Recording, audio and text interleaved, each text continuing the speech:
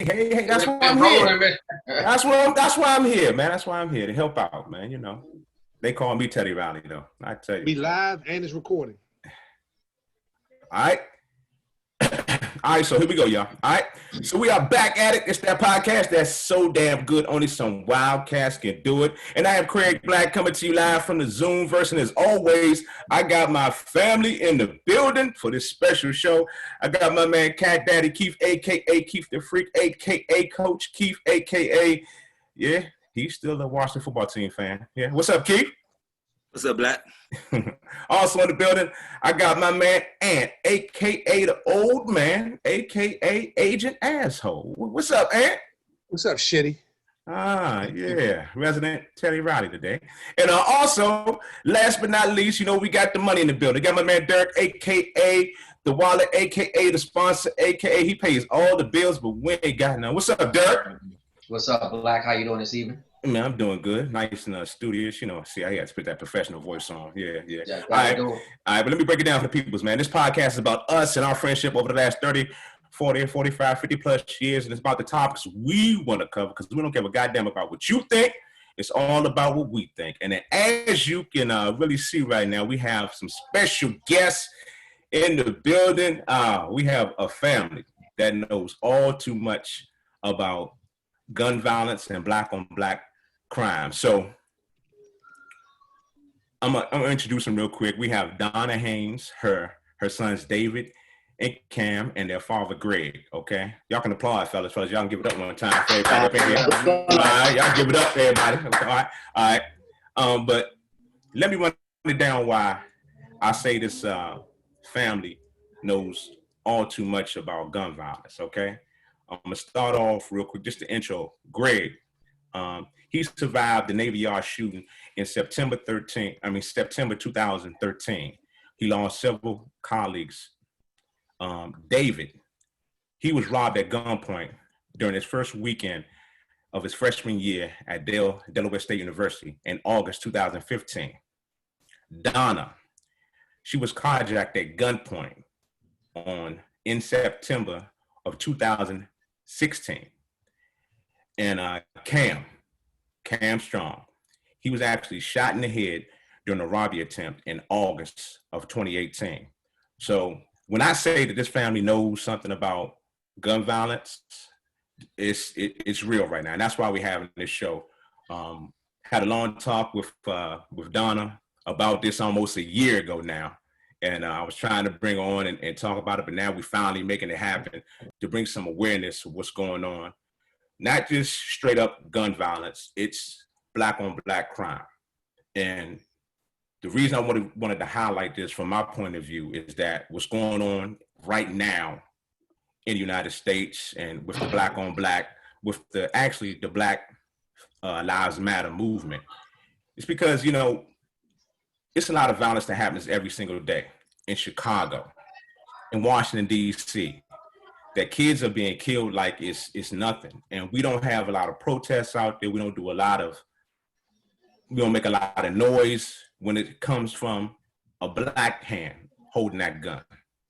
But as soon as the police jump out there, we're ready to act a fool. So this is why I want to talk about it. So we get a little bit serious here, but we're gonna try to keep it as light as we can. But we gotta put it out there. You know, it's real, and I wanted this family to be able to tell their story. And I'm gonna start out with Greg. So when the Navy Yard shooting, man, Greg, let's go to that morning a little bit, Greg, before you was even going to actually get there. Well, what happened that morning, Greg?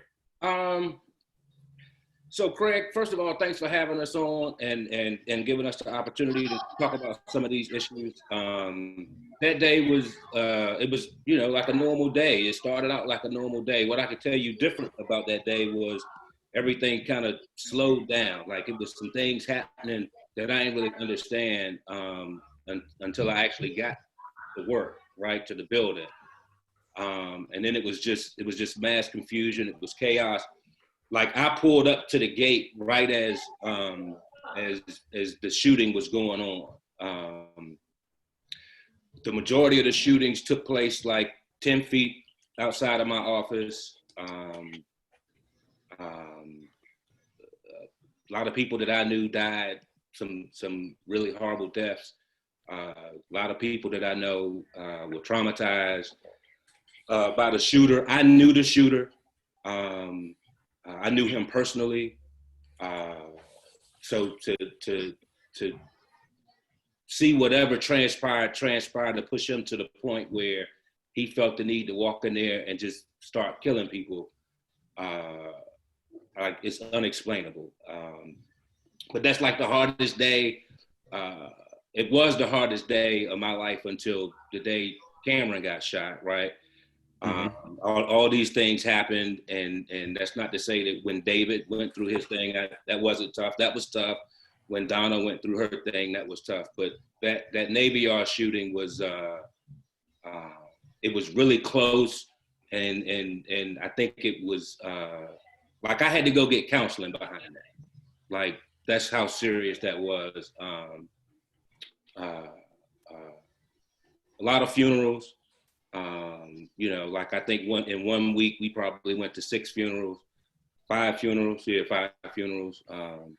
So just a lot of people shaking up. Just like we were just talking about Wickfall. Shout out to Coach Wickfall, who's on the line.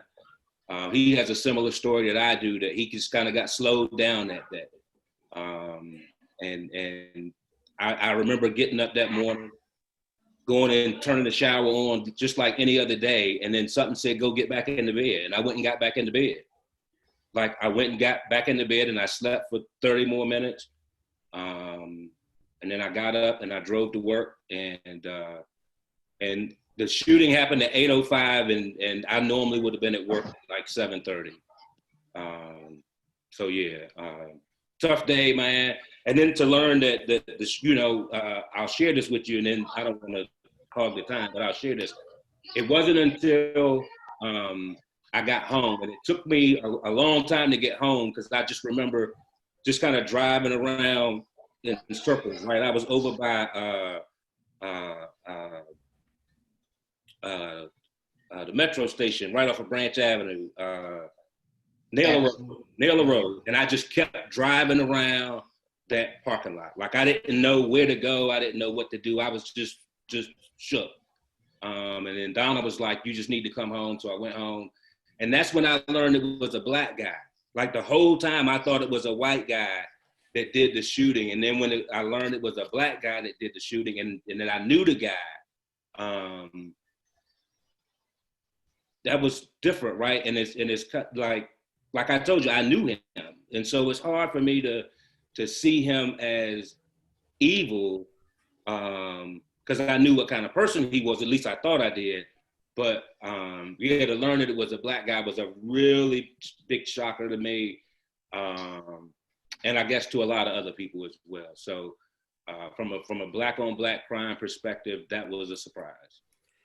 So it's some Wildcats podcast coming to you live in the Zoomverse, and we're talking to David Dasher right now. He's giving his recounts of the Navy Yard shooting that happened in September of 2013. And man, I'm gonna go ahead and say it, man. You had an angel with you, man. You that angel told you to get back in the bed. Don't do it. Don't do it. That's. I want to piggyback on that. It just to reiterate how he was not supposed to have been there. Greg, the reason why you stayed in the bed was because you made doctor's appointments for the kids for that morning. They was gonna get physicals. And I slept in because I was taking them to the doctor. And you know, you have a tendency, if a spouse is sleeping in, I'm not getting up either. Mm-hmm. And so he just stayed. And that was the 30-minute difference. That's so real. That's so real. So we're talking about gun violence and how it affects this whole family in the DMV. And so David, Greg, my bad. I'm gonna keep it moving. I'm gonna go to David now. So David, you were actually robbed at gunpoint while your freshman year and at Delaware State University. So just tell me, I don't want you to go through the whole thing. If you don't want to, you don't have to. But just give me some of what happened that day and how it transpired. Yeah, for sure. And like my dad said, you know, just appreciate you guys for having us on the call first and foremost. Definitely. But going back to Delaware State, I had been at Delaware State again, maybe 4 or 5 days. And at the time I had went out there, and a couple of people from my high school actually was attending Delaware State, or we came in as freshmen. Long story short, got involved with the wrong people. Again, 4 or 5 nights in, I linked up with one of these guys and ended up again getting robbed at gunpoint. And it's really just crazy. Again, Dover was known for being a bad city, and again, I was kind of out in Delaware State green, if you will. I didn't really know too much about anything other than athletics up until that point in time. Nothing about the streets or guns or anything like that. And so all I can remember, or I shouldn't say all I can remember, but I just remember just being thankful. At the time I was at gunpoint, I was really thinking okay, this is it. This is the end. So I was blessed to be able to survive that. And just the lineup that we have on the call, from my dad in the Navy Yard to my brother, actually being shot. I even have, a couple of good friends who have died to the hands of gun violence. And so just being able to kind of step back out of my situation and see how blessed I was. And again, just how blessed the family is. It's really just been great. And so just talking about black on black gun violence, it's funny because I talked to my mom about this, and a couple months ago, I think when the riots was going on, the stuff in Minnesota was going on, I had came out actually on Instagram and just expressed my disapproval in how people around me and social media and just the black community, you kind of was saying, when it's violence at the hand of a black man, or it's black people doing these crimes, it's no real accountability until it's a white guy or it's a cop. And now we want to go and protest, and now we want to go and loot, and now we want to go in and have these different types of movements. And I had kind of said something about it. I'm yo, where was all this when my brother got shot? Where was all of this? Again, I have a couple of good friends who have died to gun violence. And so I tell Cam all the time, bro, you're super blessed, because literally a couple of months after Cam got shot, another one of my good friends got shot. He was one of my frat brothers and actually died. And so I'm just yo, where's this? Why is it not the same energy, when it's a black person? And so I'm sure you guys have heard of, well, there's no such thing as black on black crime, and it's because of the system that we was put into, things happen this way. And so me personally, and I think that we getting a little bit better at it now, just because it's undeniable at this point. It's okay, every single day now is somebody getting killed in places like you say, Chicago, whether it's DC, whether it's New York. And I've even been able to travel, my job allows me to travel now and just see some of these places and the violence. I have people in Rochester, New York. I'm not sure if you guys are paying attention or been paying attention to what's happening in Rochester, New York. Again, a predominantly black community. And so it's just me. I think it just needs to be a little bit more accountability in the black community. Again, we all up in arms and we ready to go attack when it's a police or it's a white man, and then when it's a black guy, it's it's just because of the system, or it was crime going on anyway, or whatever the case may be. I just feel Dave, let me ask you, what do you feel about the Black Lives Matter movement right now? Because all this is the movement is in the forefront right now. Yeah. So what are your feelings? What in your situation, what happened to you? What are your feelings about the Black Lives Matter movement right now? I think that it should have been a Black Lives Matter movement a long time ago. I think that, again, I said, it's now being created and it's now being pushed because we're falling victim to white folk. But I feel we've been falling victim to black folk for a long time too. The first experience I had with death and somebody getting killed close to me was middle school. One of my teammates, he was a grade older than me. So when I was in 7th grade, he was in the 8th grade. But I was in 7th grade when he got killed. So like Black Lives Matter movement, like I think it's great. And I think that, you know, we're now taking a lot more pride in just, you know, us as a Black community, us as Black people. But I think it's only like Black Lives Matter, again, when it's somebody that's white. And so like now, Black Lives Matter, like what does it really mean when it's Black people taking Black people? You know what I'm saying? So, do you think it's only come into effect when there's a white man's hands on the trigger? When you think it's a police, a cop's hand on the trigger, you think that's when Black Lives Matter? Anybody other than us. I think when it's anybody other than us, it's like, Black Lives Matter. And then when it's a Black person, it's like, well, it's because of the system he's in. And I just think it's like, okay, it gets to a point where like, we got to hold each other accountable. And so, yes, I think that as far as Black Lives Matter go, like, it's only a thing when it's somebody other than a Black person doing the killing. Go ahead, Donna. I was just going to say the Black Lives Matter organization was put in place for specifically the fight against police brutality. So we get that. I mean, I'm an advocate for it. I'm you know, all behind it 100%. But I think what David is saying, the term Black Lives Matter can be used in several different contexts. Mm-hmm. You know, where Black lives have to also matter to Black people. Right. It's like he said, you know, when my son was laid up in the hospital for months at a time, there weren't any protests. There wasn't anybody holding signs out chanting. There was no social media stories or videos, people in an uproar, nothing. And all that's been happening just, you know, while Black people have been killed by police over the last few months. In between, there have been several Black people who have been killed by Black people. Mm-hmm. The weekend of 4th of July alone, all those kids that got killed, several people got killed. And that's when people started really paying attention. Right. Like, wait a minute, this isn't right. This isn't right. It ain't been right. It hasn't been right for a long time. You know, so I just feel like we need to show the same sort of passion and anger behind us killing ourselves as we do when other people mistreat us. As these youngers would say, keep that same energy when a Black man kills another Black man. Hey, you know, keep that same energy. Hey, Craig, I want to piggyback over David. I want to share experience that I had as a freshman year, and this was in the 90s. And I was robbed at gunpoint on the campus of Bowie State University. In my dorm room at gunpoint. And so I definitely understand the situation and what you went through, because it was myself and another gentleman that was in the room. And that was the days of, you know, we used to walk around with the big herringbones and our name with the medallions and everything on there.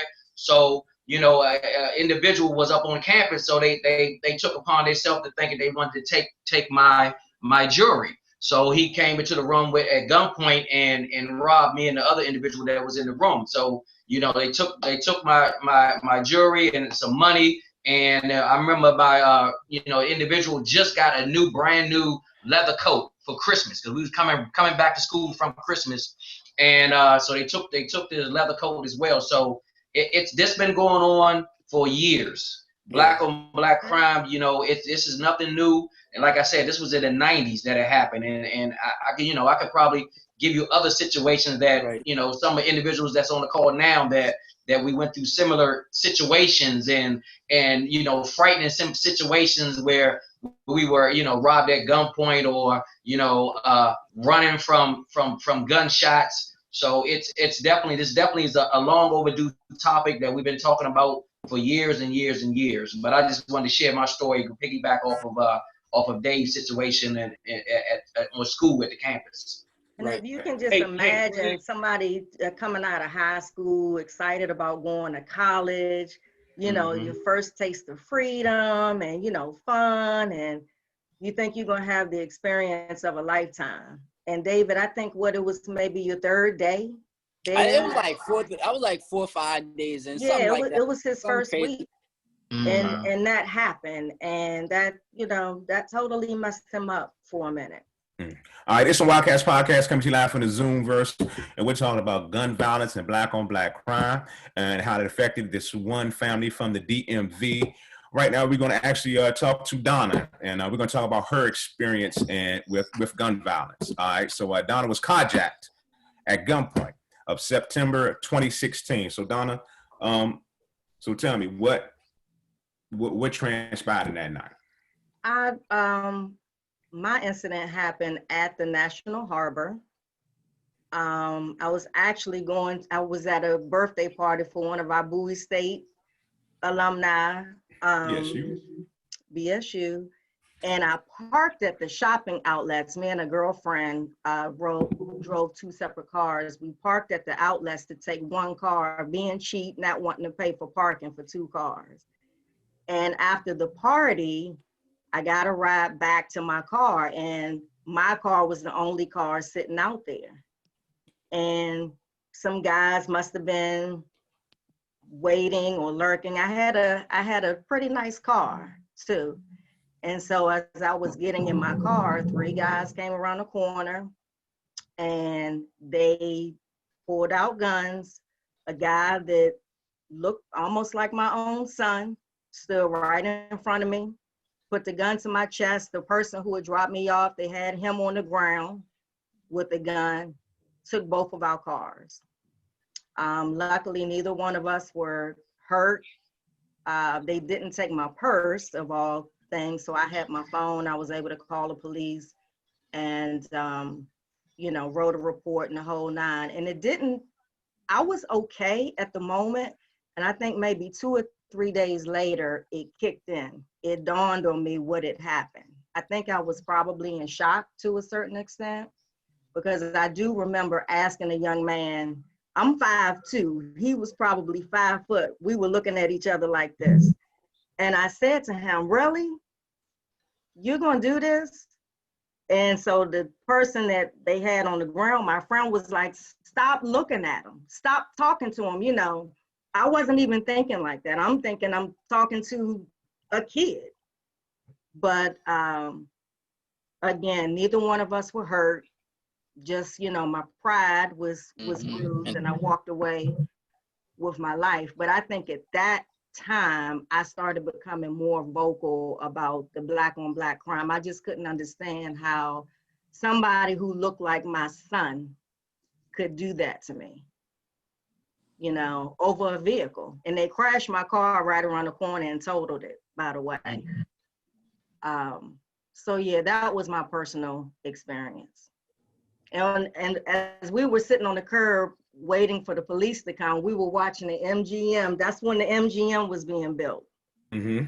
And so we're sitting there like we're in the richest county in Maryland, PG County, watching this grand hotel be built, sitting on the curb after somebody carjacked us at gunpoint. Hard to believe. So but it happens so too often. From that experience, Donna, let me pose the same question I posed to everybody else. So, and you mentioned why the Black Lives Matter movement was made, but how did you feel? When that happened with you, Black Lives Matter wasn't out there at all. But when all the Black Lives Matter stuff started popping up and going on, as you thought back about yourself being robbed, what kind of, how did that make you feel? Was that, we like, well, hey, this Black Lives Matter movement is not for me, but. I'm gonna be honest with you. Over this summer, I think all of us have experienced a host of emotions during the pandemic for different reasons. And with all of the riots and the shootings and things going on, I'll be honest with you, I was angry. I was sort of angry because the same feelings were coming back, like, why don't we do this for each other?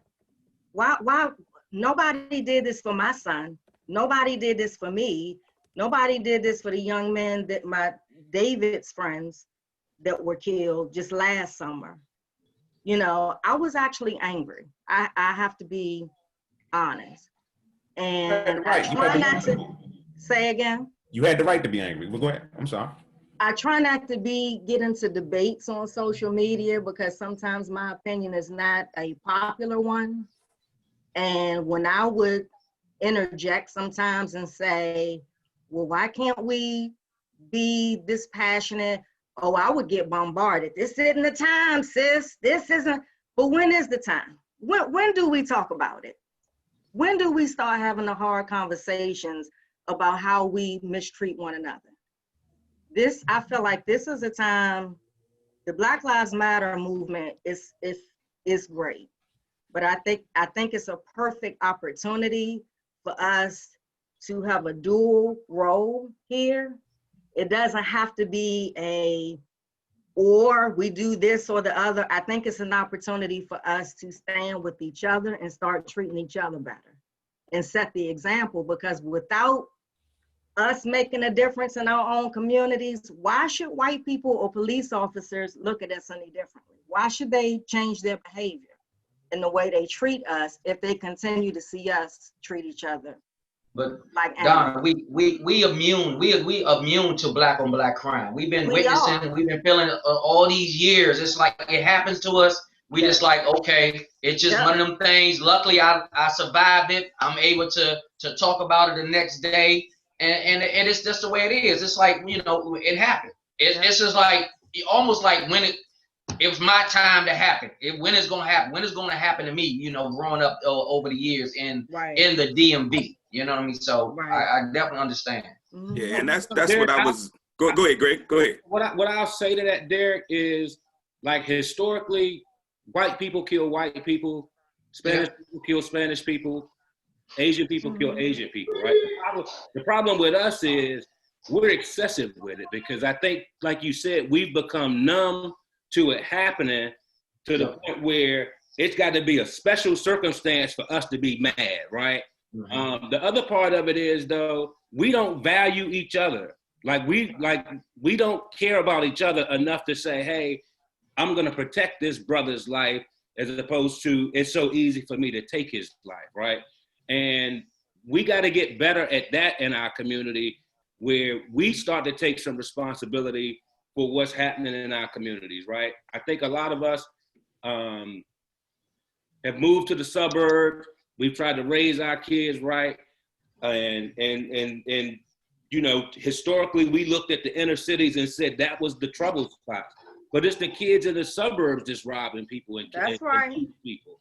It's the kids that's got 2-car garages, you know what I'm saying, and a PS5 in their bedroom that's walking around here pistol whipping people. So we can't just throw our kids out there because we live in the suburbs and think that because of where we live, we good now, because our kids are still out there and they still dealing with peer pressure.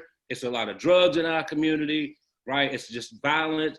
Alcohol is rampant.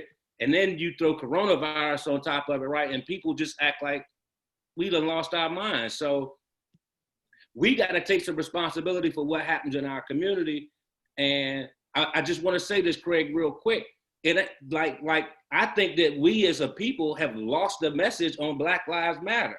When they talk about Black Lives Matter protesters on TV, they ain't showing black people no more. They showing white people protesting.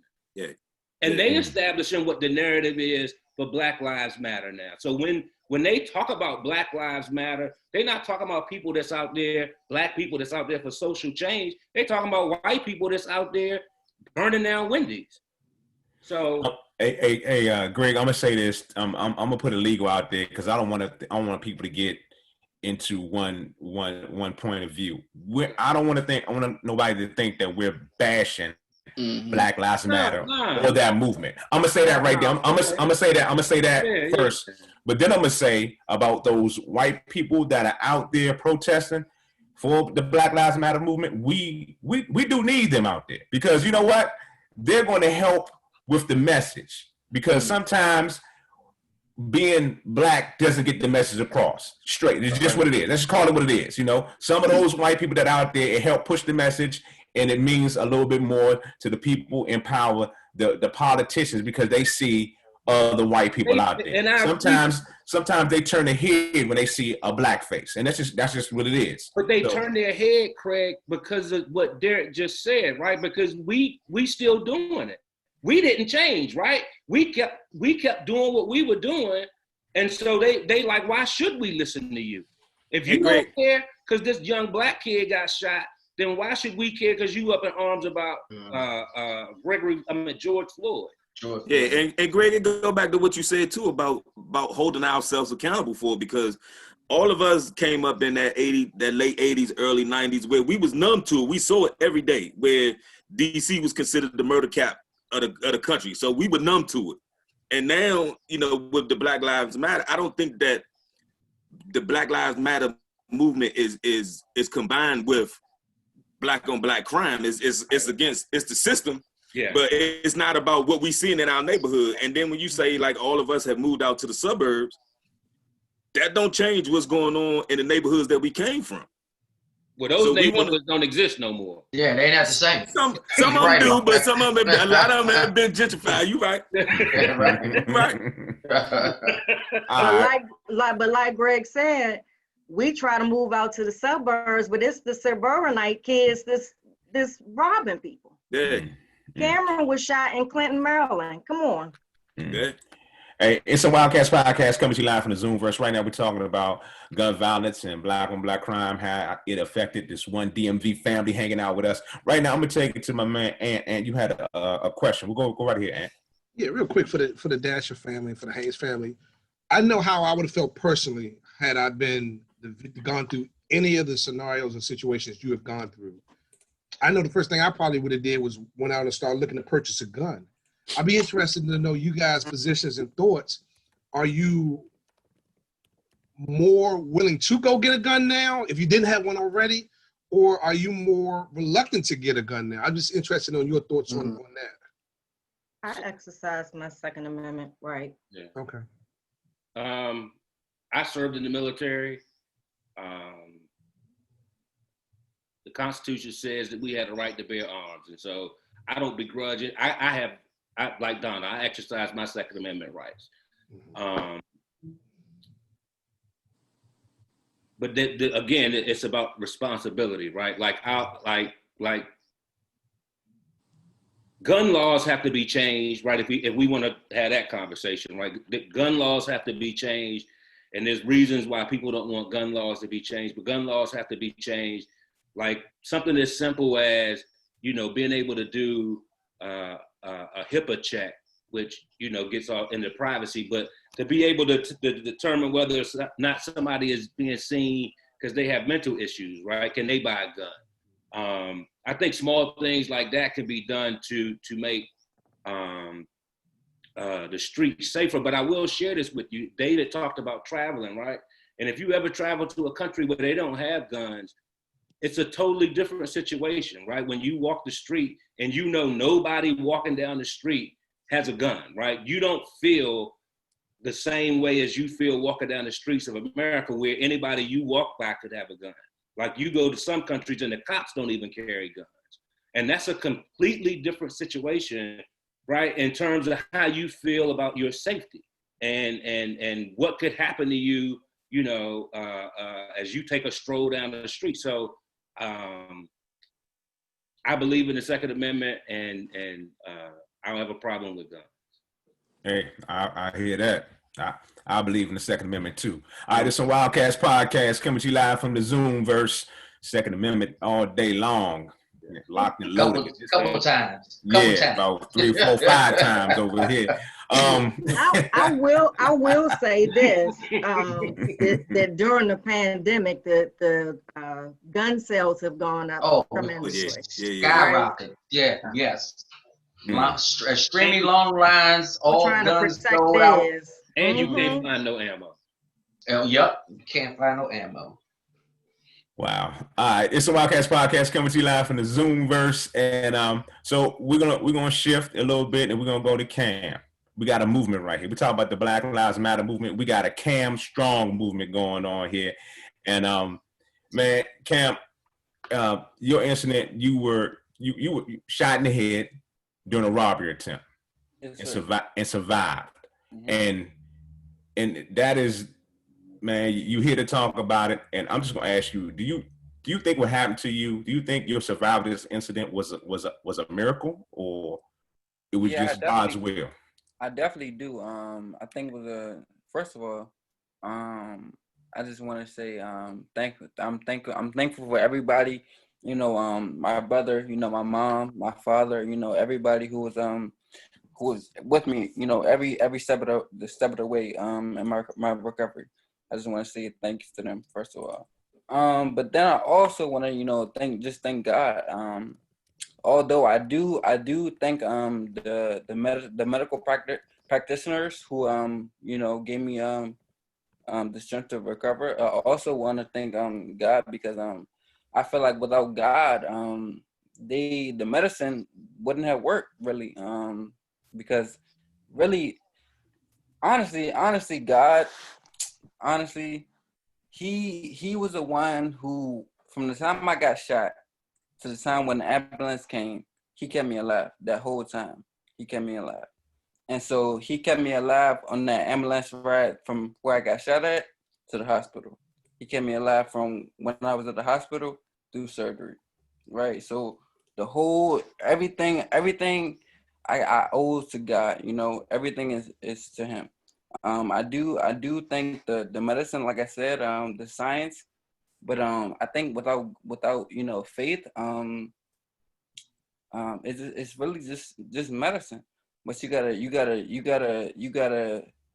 gotta have some faith in that science though. You know that science is coming from somewhere. It's cultivated from somewhere, from somebody. And whether that be God, whoever you believe in, whatever you believe in. And so I do think that my recovery was faith based. Somewhere it was definitely faith based. That's real. That's real. All right. So Wildcats Podcast coming to you live from the Zoomverse. We're talking to Cam right now, Cam Strong. And so, man, what does, the family unit, I'm sitting here with y'all right now. What does family mean for you right now, Cam? So Craig, I'll tell you, when going through the whole process, my family was really when like my biggest support system really. Not my friends, not my grandparents, but these three right, they was at the hospital, the rehab center every single day, every day. It got to the point where one day my mom came, one day my dad came. It was back to back, just one on one each day. And then my brother as well, and so I can attest to him, the first like couple weeks I was in the ICU. I really leaned on him a lot. Sorry if I get emotional, but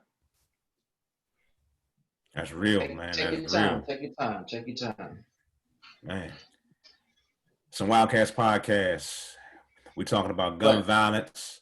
We're talking about black on black crime, and Cam is here. Cam Strong. He's a survivor, a real survivor from gun violence, being shot in the head, and it's a miracle. And I want to say this to you, Cam. I really appreciate you just taking the time to come out and talk about what happened with you, man.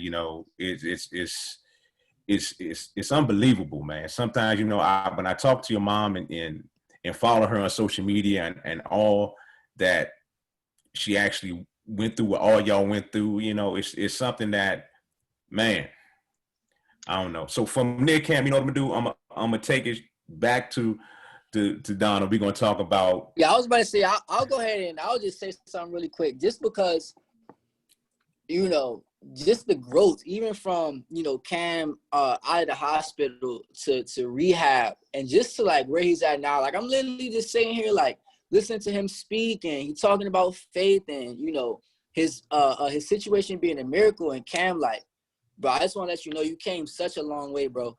And I'm extremely proud of you. Like, again, it's a lot of people that I know who have been in similar situations like you, and they're not here. And, they haven't bounced back like you've bounced back, where you own your own business now, and you're doing these things, and you're doing that, traveling. Like, so again, bro, extremely proud of you, and just the will to live. Like, that's really all it is, bro. You got a strong will to just keep going and keep pushing and keep kicking. It's unmatched, bro. But that's what God brought him through that to use him as a vessel to tell his story, to be able to move beyond that, to get his own business, to share his story with others. There's so many people, you know, that have stories that don't want to share it. I mean, we have to be able to bond together. I mean, we got a lot of issues as far as mental health and all these things going on. We you know, we as a Black community, we don't want to go to do therapy and things of that nature and see psychiatrists, and we try to handle everything on our own. So Cam was brought through this tragic times for God to use him as a vessel to tell, you know, I made it. I'm you know, I made it through this tragic times, and I'm here to tell the world, and I compliment him for doing that. It's a Wildcats podcast coming to you live from the Zoomverse. So we're going to take it to Cincinnati Doe. We're going to go to Donna and talk about the book. The inspiration behind the book was Cam and the whole situation. But break it down briefly. What is the book about, Cincinnati Doe? Well, first, I do want to piggyback on Cameron. I am also very proud of you, son. Just look at him. Craig, your initial question to him was, do you think it was a miracle that you survived? Most definitely. If anybody watching this does not believe in miracles, you see it right here on this screen. This young man, a little over 2 years ago, was shot in the head and fought for his life. And he is sitting here on a Zoom call right now talking about it. So if you don't believe, now you should. But at any rate, Cincinnati Doe, the book is actually a memoir that recollects the trauma and the resilient recovery of a young man after being shot, but is told from a mother's perspective. What I saw, what I heard, what I thought, what I felt while going through my own trauma. Because what people don't identify with or always remember is that when a person falls victim to gun violence, it affects everybody around that person. Everybody. It's like a trickle-down effect. We're all impacted. So in essence, the story is a story of hope and inspiration, because again, look at this young man. And again, we don't necessarily hear the follow-up stories to gun violence and success stories that come out of gun violence, you know. And so the story is exactly that. It's a true story of a survivor as well as his family, his mother. Why did you decide to write it? What made you say, I'm gonna go ahead and I'm gonna write it? After all you went through, after all your whole family, this whole family, after everybody went through this, what made you be like, okay, I'm gonna write this book. I'm gonna do that. Because that takes a lot just to relive and to go through it, the emotions. Why'd you do it? So truth be told, I did not intend to write a book. I think maybe the second or third day he was in ICU. Cameron spent 30 days in ICU. And there was so much information being thrown at us. I think by day 2 or 3, I said I need to start writing stuff down because it was just overwhelming. And that turned into writing a daily journal, because if this young man had survived, I wanted him to know what he went through. I wanted to document everything so he would actually know. So fast forward a year later, when we celebrated his 1-year rebirth mark, I gave him the journal. And maybe a couple of days later, I went to him and I said, Cam, so what you think? And he said, Ma, I can't read your handwriting. I can't.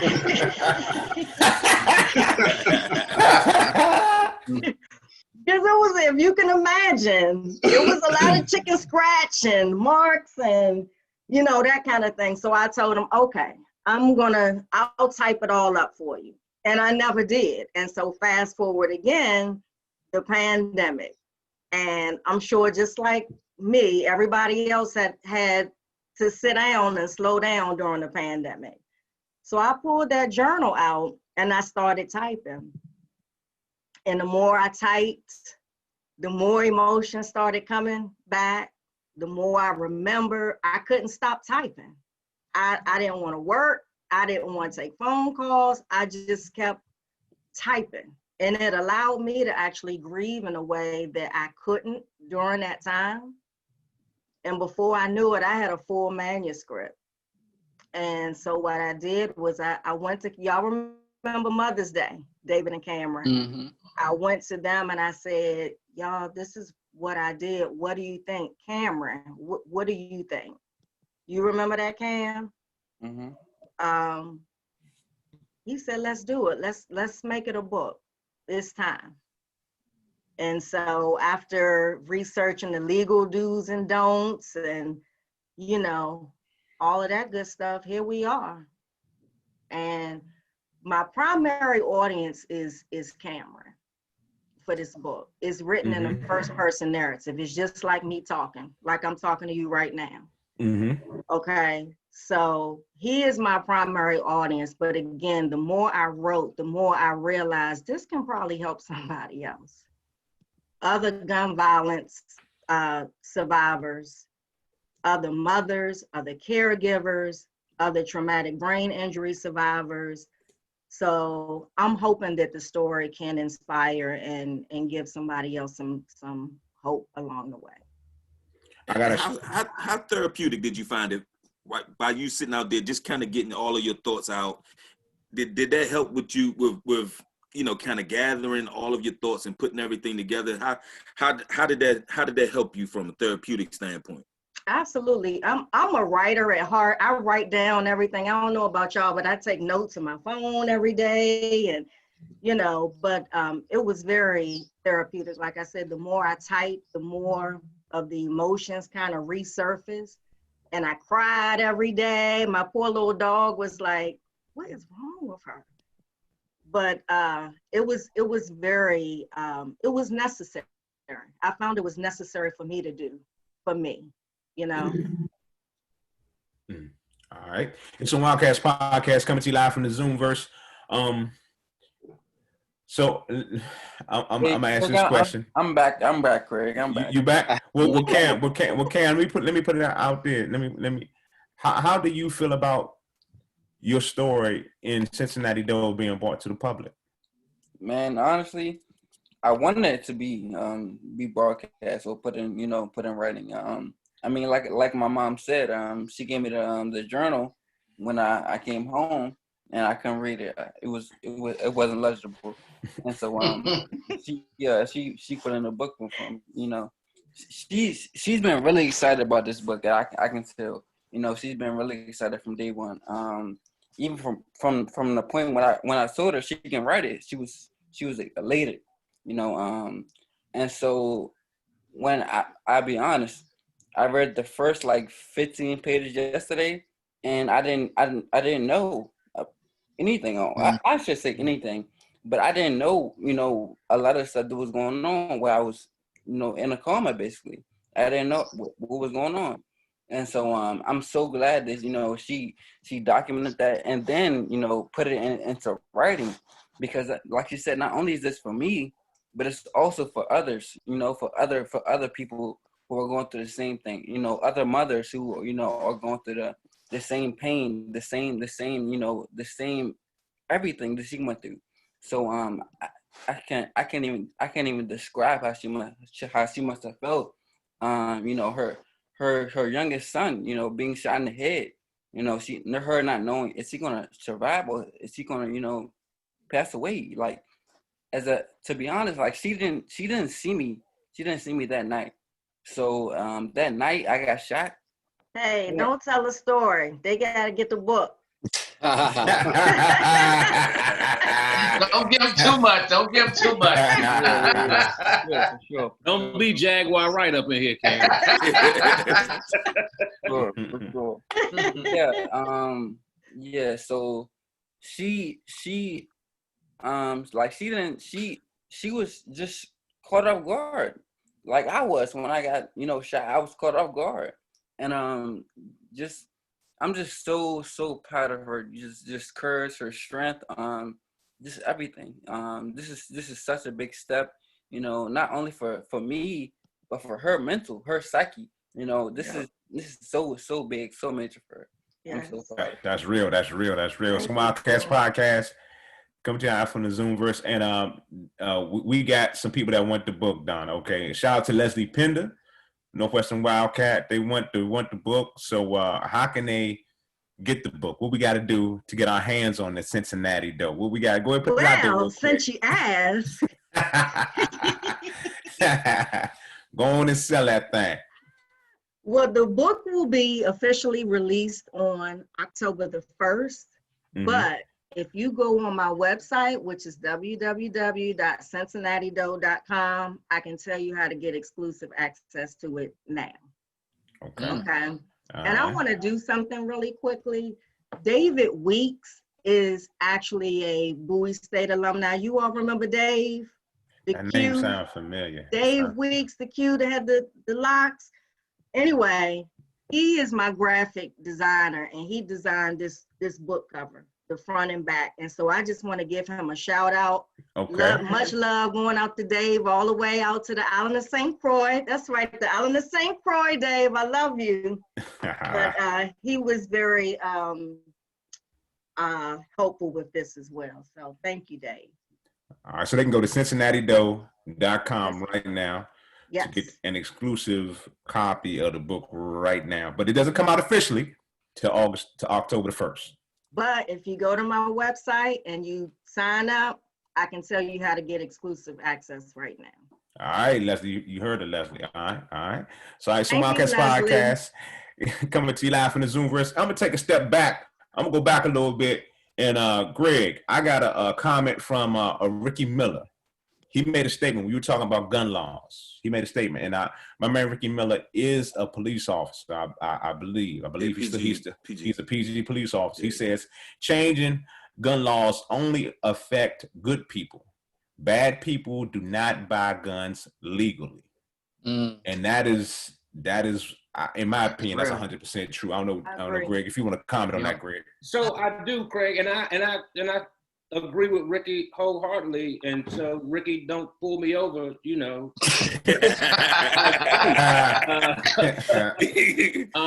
But what I would say is, like the sheer volume of guns that's on the street. Anytime we can get one gun out of the hand of somebody that could potentially do harm, I think that's a potential life that we save, right? And so I don't know if I don't profess to have all of the answers, but I do know that there's some things that we can do to kind of make the situation a little bit better, and show that, hey, we do care about those lives that are out there. You know, and you know the adage, right? Like, black people don't fly planes, so we don't bring guns into the country, or we don't put guns on the street, but they're in our community. And so I think that everything that we can do to kind of prevent the number of guns that are out there, we should do. I agree, you know, bad people don't buy guns. They don't walk in the gun store and say, hey, let me get that and register and sign up and get it. But somebody did, right? And if that person that did, you know, if we can put a rigorous background check or some rigor into the process where it's not so easy to just go get one and then dump it in the street, then that might save a couple of lives. I look at it how when you said you made a comment about the mental health aspect of it, was the HIPAA laws. Yeah. That just putting that in place, because some of these people aren't mentally stable enough to even get it. I mean, you know what I'm saying? I mean, if you have a history of that, and you know, why should you be able to come and get a gun legally? I understand everybody has their right and all that, but you lose your right when you lose your mental. You know, because half of the time, I don't know the exact numbers, but I'm just saying half of the time, the people that do these mass shootings, they have pre-existing mental issues. They have a background of stuff they were doing for a long time before they ran up in the school, before they ran up in the mall, before they did all this. And, you know, they still were allowed to get a gun. And that's just, you know. Aaron Alexis had documented mental illness, right? Like he talked about his microwave was talking to him. Like that was documented. And he was still allowed to get a clearance. He was still allowed to get a gun. The mental health piece wasn't part of the process at one point though, right? Right, it wasn't. That's what I'm saying. So as you start to make these changes, right, then you can prevent some of these things from happening. But I do agree that, you know, bad people don't go buy guns. Yeah, they still gonna get them. Get off the street. Yeah. It's easier to get it off the street than go buy a gun legally. Right. Y'all are making the comments inside the chats talking about ghost guns. I guess those ghost guns, the ones they get off the street, basically the ones that got the guns. Mm-hmm. Yeah. Underground. So it was guns with no serial numbers, or you buy pieces of guns to put them Correct. together. You can do that. You can do that as well. Yeah. You can use together. technology now, right? And I'm not saying that the dudes on the street are doing this, but you could go, like, you could 3D print a gun. You can get a 3D printer and get the instructions and print you a gun. Shh, don't tell all of that. All right, this is a Wildcats podcast coming to you live from the Zoomverse. We're talking about gun violence and black on black crime, and talking about the Black Lives Matter movement and how it affected the family you see, the beautiful family you see in front of me. And I gotta say again, we cam strong up in here. That's what we are right now. But to all of y'all, I mean, this whole incident, I'm gonna let y'all speak on it. How has it? I know I asked Cam this, but I'm gonna go to David. How has this helped you out, the whole family? How has this affected you and your family? I heard Cam speak on it already. I'm gonna get your perception of it, David. Yeah, I definitely think the situation that happened, it just made us a lot closer. Like Cam said, like Cam said, like we were at the hospital every single day. I think at this point, it was time for me to go back to school. And even just then, like, I didn't want to leave, you know, it made us a lot closer. And I think, I probably just, not to say like I didn't value them before, but the value is just a lot more now, you know, saying I love you every chance you get, or just, you know, really taking not taking the little things for granted, especially like times like COVID now, we in a pandemic and all these protests. It's just a lot going on. And so like what happened is just like, okay, you can't take a day for granted, and you can't take, you know, your family being on the earth for granted, you know. So just you know, valuing every day that I have a chance to speak to them, I have a chance to be with them, I would say. All right. I'm gonna go to you, Greg. Same question. What was the question, Craig? What you got in that cup? That's the question. I got caught up in David's answer. I forgot about what the question was. All right, my question was, how has this incident helped affected the whole family as a whole, in your perspective? So I think the first thing I say is there's a deeper belief and a greater faith, a belief in what God can do and what prayer can do. I can tell you for sure that there was a lot of people praying in every one of these situations, right? Every time one of these situations happened, there was a lot of people praying, and the power of prayer is what helped us get through this. It showed the resiliency of the family, and how we could rally together in times of need, and that we were there for each other, no matter what. And so it showed that we were stronger than we thought we were. I can tell you, just going through each one of these situations, we were always there for each other. There was a lot of learning that had to go on. There was a lot of conversations that had to take place. But through it all, I think what it did was it brought us closer together. It made us lean on each other. and like David said, really start to appreciate each other and not take anything for granted, right? Like you can't take anything for granted. And so I think the last thing I say is it showed us just how precious life can be, and how thin that line is between you walking away and being able to go home and you not being able to walk away and go home. I think, I can't speak for David, but what he said earlier was, when the guy put the gun in his face, he thought that was it. He thought that was the end. You know what I mean? And so in times like that, when you do make it through and you get home and you get to see your family member again, you get to hug them, I think you have to cherish that. And I think that's probably the thing that we learn the most is we have to cherish each other and every moment that we have with each other. All right. Okay. Some Catz podcast coming to you live from the Zoomverse, talking gun violence and black on black crime. We're going to go to Donna. Let you end it off. How has it affected you and the family, Donna? Pretty much with all of them said, it definitely made us stronger. It strengthened our faith. I'll be the first to admit throughout the process, I struggled with my faith a time or two.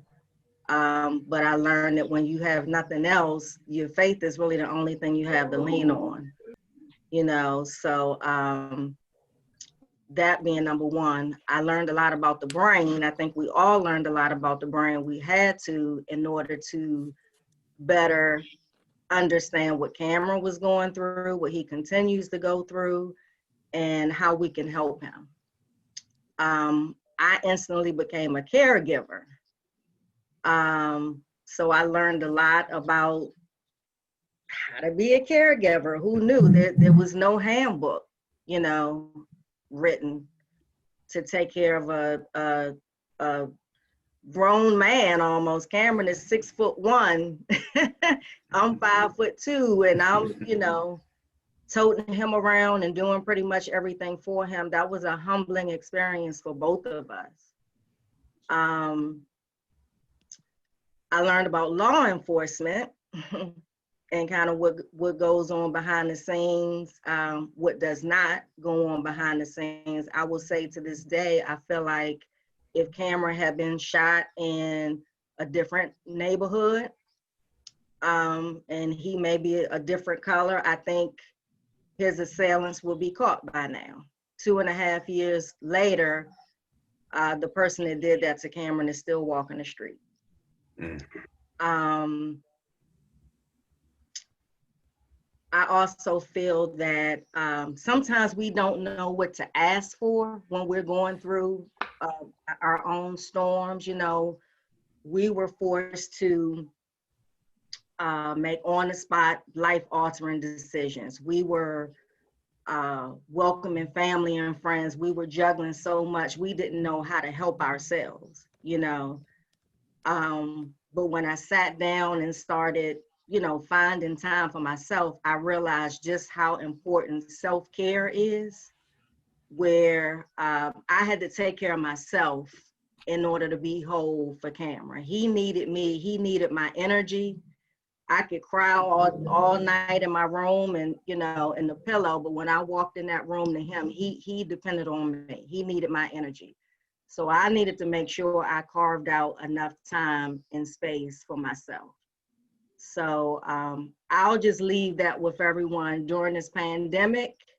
I know we're all frustrated. We've all been experiencing some horrible times, but make sure you take care of yourself. That's real. That, we can't take care of each other. That's real. That's so real. Some Catz podcast. Go ahead, Ken. Go ahead. And so one thing I did have to learn is just living with a new normal. Like so it's a few things I can't do now that I used to be able to do. Pretty well. Like I can't do it at all. And so just living, just kind of navigating through my new normal. Like I said, like the way I talk, the way I walk, the way I think,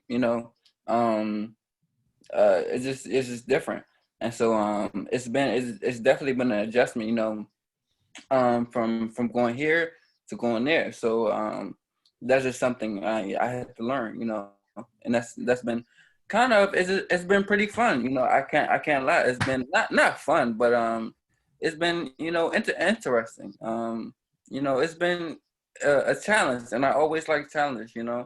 There's always something I like taking on, right? So I mean, sounds like you really realize how strong you are right now. Yeah. Cool, yeah. The strongest person I know. Yeah. That's real. That's real. Yeah. I have one last question from Leslie Pender. She's gonna get you a book. She wants to know, as a family, did you all engage in any form of therapy to navigate the trauma that you all have been through? Not just Cam, but all of y'all trauma as a family. Have y'all done anything? Well, I know I did therapy. I personally haven't. You did go to therapy after your incident. Oh, after my Yeah, incident, he said but it. she's talking about like as a family, as one unit. The family, yes. Yeah.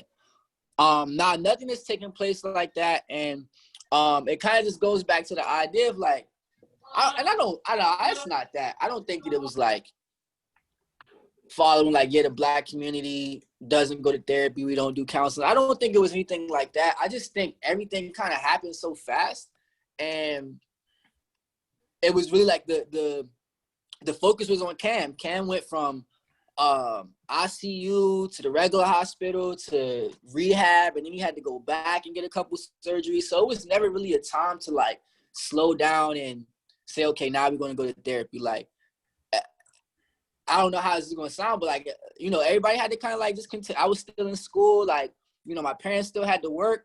So I still like to say we haven't, we haven't engaged in anything as a family as far as like counseling goes. That was one of my coping mechanisms. That's how I got through. I was in therapy. I still am to this day. But Leslie, thank you for that recommendation. Maybe that's something that as a family we can talk about, because it's not too late. No, for sure. Definitely. And shout out to Coach Wigfall. I see you, Coach Wigfall. Hey, Coach Wig. Hey, Greg, check out the comment. Hey, check out the chat, Greg. Wigfall got a personal message to you. I see. I'm reading it now, and that's my dog. Yeah, he just kind of piggyback on that. So Will and I worked together, and Will sat right outside of my office, and he didn't go to work that day. And he reminded me that we had gone to a fight party at his house the night before, that Sunday night, and he didn't go to work Monday either. And we just talked about this day before yesterday, how if we had been there, it's no telling what would have happened. I mean, it's very likely one of us would have probably tried to engage. Right. So, it was just a blessing. So shout out Coach Wigfall. All right. So, man, this has been serious. It's been serious, eye-opening, and I just want to say once again, I do appreciate y'all coming on and sharing y'all story, and I hope we provided some therapy and we enlighten a lot of people out there about what this gun violence and black on black crime actually, how it affects our family, open up their eyes to let them see that, it's just not about the Black Lives Matter movement. We got to, like David said a couple of times, we got to put accountability on our own. We got to take care of us. We got to police us. It's been going on for a long time, but I think, we got to put another notch in our Black Lives Matter. We got to start acting. We got to start raising the roof and protesting when another Black child gets shot by another Black hand, because every incident that happened here, this violence was carried out by a Black man. So, and then also to piggyback off what Craig is saying now, I guess collectively, what would you guys like to see come out of this? Would it be legislation, foundation? Yeah, so I was literally just saying. What do you want to see, so that this isn't happening to any other families? Honestly, this is changing the people's mental. Honestly, I can't really see I mean, of course I can see laws, but I don't think legislation would really, would really make it. It's us. It's Yeah. us. It's the young, and I'll put it out there. It has to start with young people. Right. So I think. So what I would like to see is for Black people to get more involved. For us to Black get people, yeah, go ahead. My fault, Pops. get involved in our local politics, get involved in what's happening in our communities, go to our community meetings, stand up and talk about the things that we're talking about now. And violence, to me, violence is just a piece of this, right? Because just like we should be outraged when a Black person takes another Black person's life, we should be outraged when we read that they taking polling booths out of some of the places in Georgia so people can't go vote, right? That's an atrocity that's just like taking somebody's life almost. You're taking the power that they have, which is the vote. And so I think if we get more active in our communities and we start to do more things like what you're doing here, Craig, and try to bring some awareness, that's how we can help, right? Because it's almost like it's a generation that's lost out there. Who, when you talk to them about what's going on today, some of them have no clue. They don't care. They living from day to day, but they living from day to day because a lot of them live in despair, not poverty so much, but they live in despair where they feel like they don't have anything to live for. So why I don't care about my life, so why should I care about your life? And that's what we got to change. Nobody should grow up in despair. We have become, like Prince George's County is a very large county that's filled with a lot of successful Black people. And so I know Will made a comment about mentors, and we don't have enough mentors in our community. People feel like I got mine, you got to get yours. And so I think that if we can give back in that way, to where young Black people coming up today feel like they got something to live for, then maybe that'll change how they think about their lives and other people's lives. We have to get out and vote. We have to get out and vote. That's I was going to say that too, Derek, and not just in the presidential election. We got to vote in the local and state elections, those positions that affect our communities directly. Yes. We have to do that. And social media, we don't realize how effective social media is. We like to share all these stories with fights and this and that and that. You know, we need to start sharing stories that and get upset about us doing things to one another. If we can start a movement like that via social media, I think we'll be going to something. Cam Strong. Cam, so you on mute.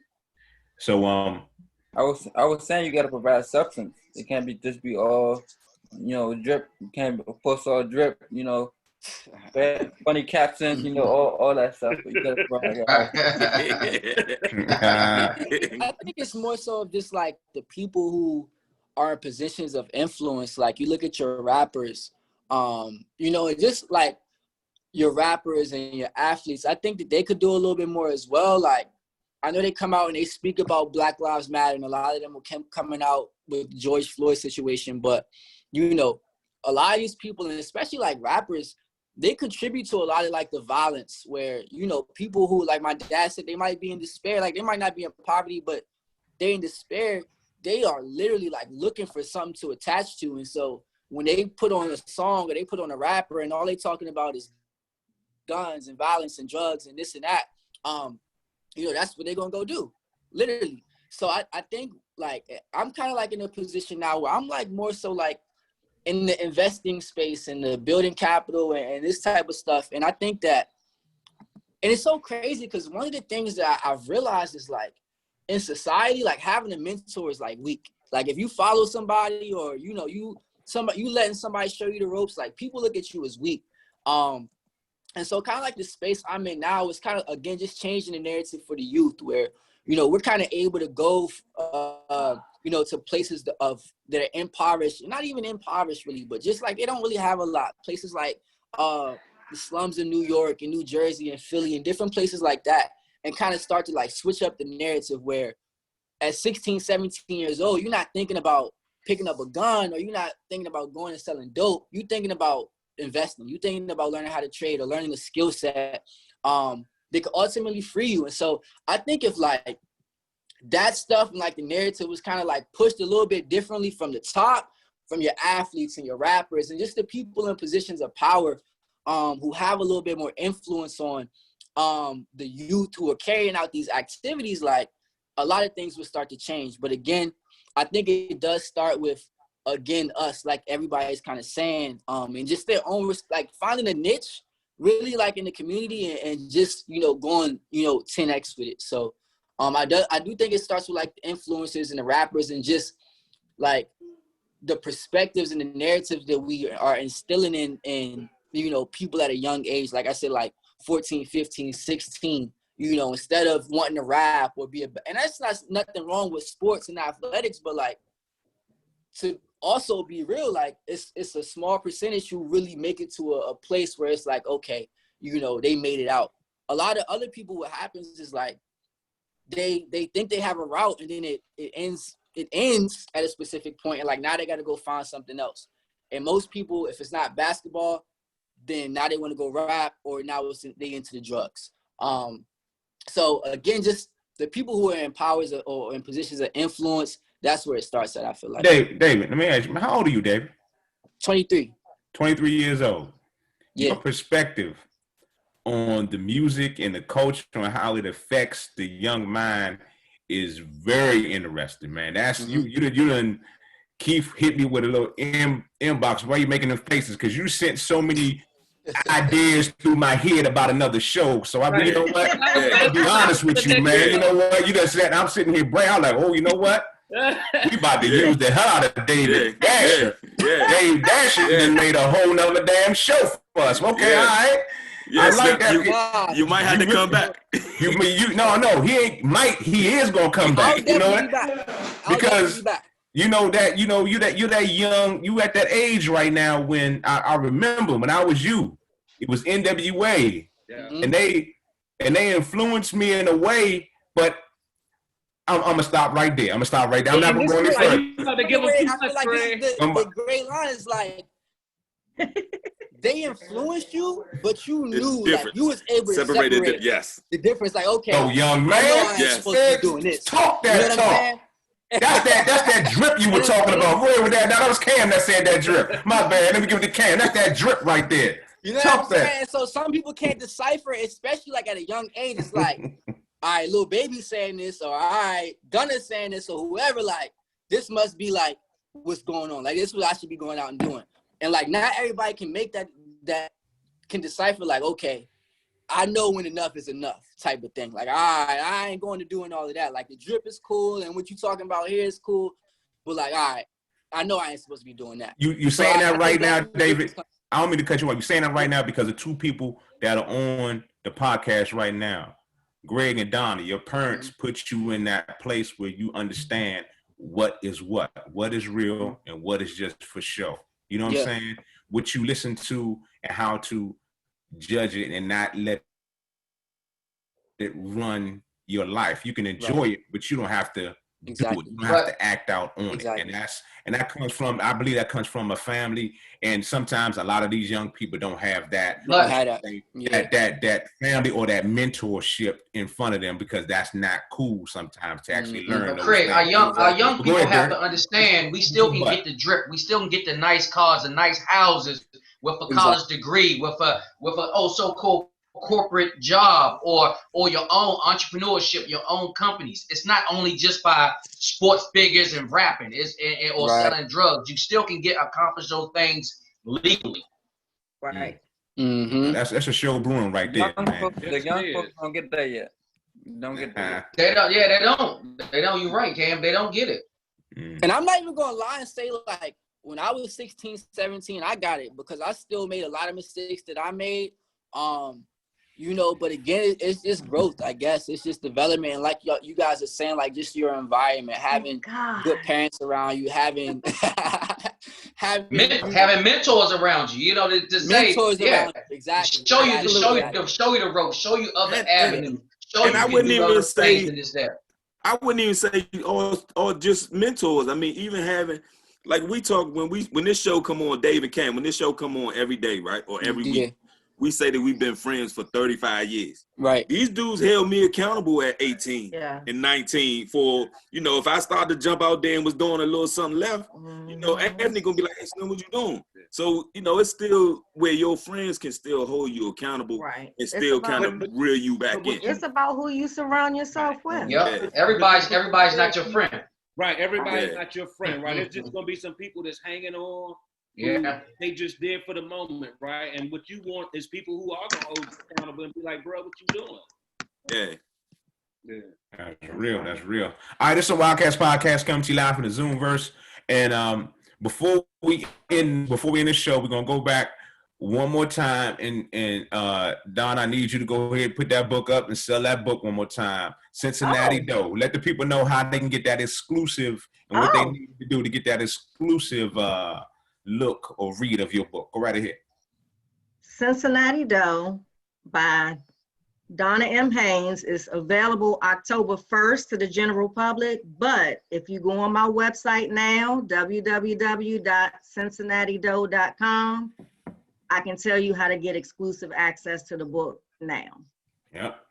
Because she on some Wildcats podcast, we made that happen. We got to support our black business. Okay. We got to support. Here we go, Craig. Supporting our black business. That's what we're doing. Can I just say this, Craig? Thank you so much. So I know you guys have known Craig for 30 years. We met in college. Craig was quiet back then. Now y'all can't keep him quiet. No, I'm still quiet. No, I'm still quiet. Thank you so much for what you do in our communities. I really, really appreciate you, and I appreciate you having my family on tonight. Thank you so much. I appreciate the family. Y'all give it up one more time for the family. Y'all give it up one more time. Because we cam strong. That's what we are. We cam strong. All right, this is some Wildcats podcast. Before we get up out of here, I'm going to point out one person. I'm going to look at them. I'm like, do you want to say anything before we get up out of here, Glenn? Do you want to make any comments before we leave? I'm sorry I'm late. I missed part at the beginning of it. I didn't want to ask questions y'all may have touched on earlier, so I do apologize for being a little late. But I do agree with Greg said, the disparity and of some of the youth. And it comes with the economics, beginning and it's economics. When I really straightened my life was when I had something to lose. And when these kids feel like they don't have nothing to lose, that's why they kind of, I'm gonna take yours. And that's why I see. Now, what's the solution? I don't have, but that's right there is giving them something worth living for. Faith, just like this, I always say planting seeds. Like I coach, I do a lot of things with the youth. I've been a mentor on many different programs, and I always say it's planting seeds. Well, I tell you right now, you're not gonna hear, but guess what? Next month, next year, 5 years, that seed's gonna start to grow. It's gonna grow into something, and that's why I keep doing. I'm planting as many seeds as I can. So that's why I want to leave with that. All right. Had to get Glenn in there. Couldn't let the whole show go without my man G. All right. Once again, we appreciate y'all checking us out on some Wildcats podcast. We appreciate Donna, Greg, Cam, Dave. We appreciate y'all jumping in and just sharing your story with us. It's an incredible story. And make sure y'all get the damn book. October the 1st, you can get it right now exclusively through some Wildcats. Go to cincinnatidough.com. All right. We appreciate you. One more time, y'all give it up for the family. Malik, do your thing. But before I go, hold on, let me put this out there. Make sure y'all go to our website. Go to YouTube and subscribe to our page. Go to YouTube and subscribe to Some Wildcats page on YouTube. Go there right now. Go subscribe. It's called Some Wildcats on YouTube. You can go there right now, hit the subscribe button, and check us out. You can see all our shows on YouTube. You know what you want to do? Take your ass there right now and subscribe. How many times I got to say that, okay? All right. We got a YouTube page? Yeah, oh my God. You can also check us out on all Craig used to be quiet. You can catch us on all the podcast apps. We're on iTunes. We're on iHeartMedia. We're on Spotify. We everywhere. Search Some Wildcats. We appreciate y'all listening, and we're done. We out. We out. Right. Peace. Night, everybody. Thank you. That was for Malik. That was for our podcast for the audio. So we just keep talking. You want me to kill the recording? Yeah, go ahead and kill the recording. So Facebook people.